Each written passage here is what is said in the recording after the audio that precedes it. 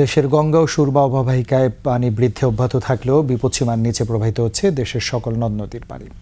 তবে ফেনী বন্যা কবলিত এলাকার নিম্নাঞ্চলে এখনো অনেক পরিমাণ পানিবন্দী বলে জানিয়েছে বন্যার সতর্কীকরণ কেন্দ্র।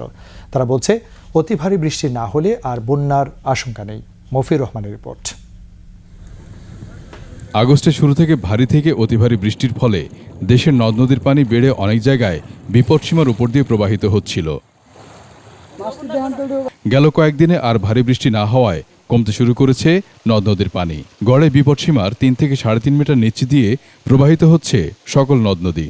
বর্তমানে দেশের সকল নদ নদীর পানি সমতল বিপদসীমার নিচ দিয়ে প্রবাহিত হচ্ছে। দেশের অভ্যন্তরে উত্তর ও মধ্যাঞ্চল এবং উজানে ভারতের মেঘালয়, আসাম সহ আশপাশের এলাকায় ভারী বৃষ্টির ফলে পানি বৃদ্ধি পাচ্ছে গঙ্গা ও সুরমা অববাহিকায়। দেশের ব্রহ্মপুত্র যমুনা নদীর পানি বর্তমানে স্থিতিশীল আছে, অপরদিকে গঙ্গা নদীর পানি বৃদ্ধি পাচ্ছে, কিন্তু মধ্যাঞ্চলে পদ্মা নদীর পানি স্থিতিশীল আছে।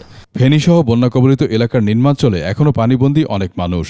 এর জন্য পানি নামার ধীরগতিকে দায়ী করছে বন্যা সতর্কীকরণ কেন্দ্র। নিচু এলাকাতে পানি ঢোকার কারণে সেখানে স্বাভাবিক যে আমরা বলি যে পানি নিষ্কাশন প্রক্রিয়া, সেটা অনেক সময় নদীর সাথে খালের মাধ্যমে যে নিষ্কাশন প্রক্রিয়াটা ঘটে, সেটা কোনো কারণে বাধাগ্রস্ত হলে পানি নামতে বিলম্ব হয়।